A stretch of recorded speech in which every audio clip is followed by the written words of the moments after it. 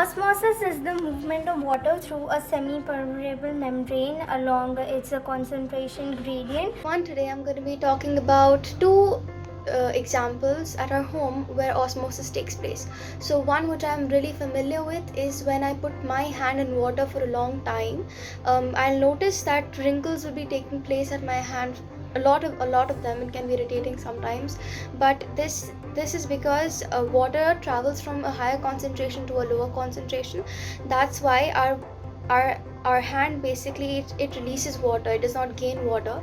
So that's one example of osmosis. And second example of osmosis, I have seen this. I did this activity at home too. I put raisins inside water and waited for a long time. So basically what I could see was the raisins had swollen.